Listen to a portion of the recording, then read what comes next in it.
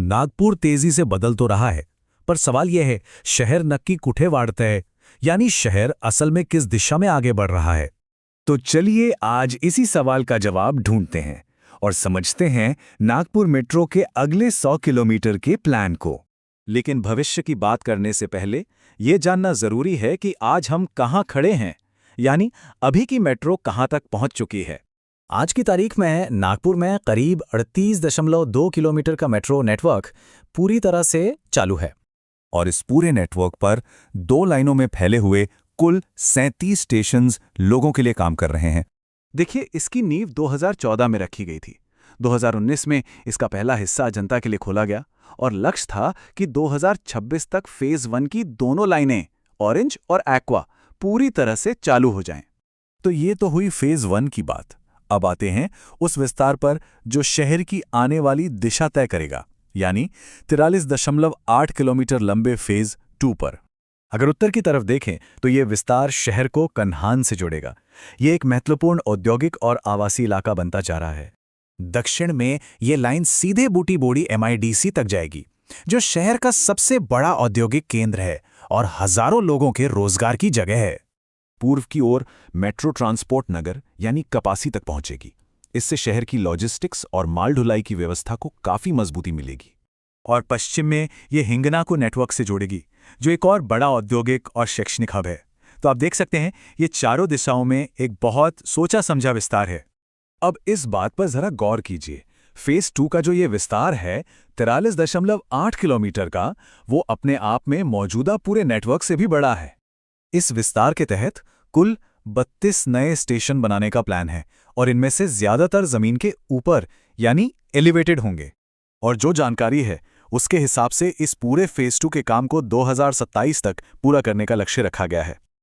लेकिन बात यहीं खत्म नहीं होती, प्लानिंग इससे भी आगे की है।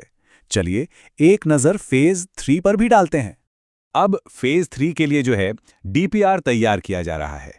DPR का मतलब होता है डिटेल्ड प्रोजेक्ट रिपोर्ट। आप इसे एक सरकारी ब्लूप्रिंट समझ सकते हैं, जिसमें किसी भी काम को शुरू करने से पहले उसके रूट, लागत और संभावनाओं पर पूरी स्टडी की जाती है। फेज 3 में जो पहला रूट अभी प्रस्तावित है वो सीताबर्डी से कोराडी तक का है।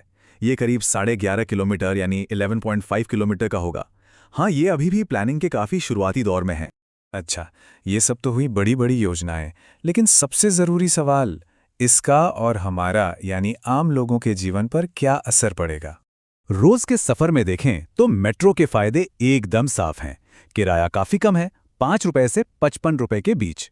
वहीं ऑटो या टैक्सी का किराया ज्यादा भी है और बदलता भी रहता है। मेट्रो का समय तय है, इस पर ट्रैफिक का कोई असर नहीं होता। और हाँ, पर्यावरण के लिए भी ये एक कहीं बेहतर विकल्प है। तो कुल मिलाकर इसका असर 4 मुख्य तरीकों से दिखेगा। सफर तेजी से होगा, पैसों की बचत होगी, सड़कों पर ट्रैफिक कम होगा और शहर की हवा भी साफ होगी। और एक सीधा फायदा जो रोज के सफर में महसूस होगा वो है ट्रेनों की फ्रीक्वेंसी। अभी जो ट्रेन हर 15 मिनट में मिलती है वो आगे चलकर हर 5 से 10 मिनट में मिला करेगी। ठीक है, ये सारी जानकारी तो मैंने आपको दी, पर आप खुद इसकी पुष्टि कैसे कर सकते हैं, ये जानना बहुत जरूरी है। देखिए, इसके लिए 3 बहुत आसान से कदम है। पहला, महामेट्रो की ऑफिशियल वेबसाइट पर जाइए। दूसरा, वहां फ्यूचर नेटवर्क या फेज 2 का नक्शा ढूंढिए। और तीसरा, उस प्रस्तावित रूट को अपने इलाके के नक्शे से मिलाकर देखिए। क्योंकि एक बात को हमेशा गांठ बांध लेना चाहिए, शहराची दिशा समझ ली तर निर्णय चुकत नाहीत। मतलब अगर शहर के बढ़ने की सही दिशा हमें पता हो तो हमारे फैसले गलत नहीं होते। तो जैसे जैसे नागपुर आगे बढ़ रहा है, ये सोचना हम सब के लिए जरूरी है कि अगला मेट्रो कनेक्शन किस इलाके को सबसे पहले मिलना चाहिए। इस पर विचार जरूर कीजिएगा।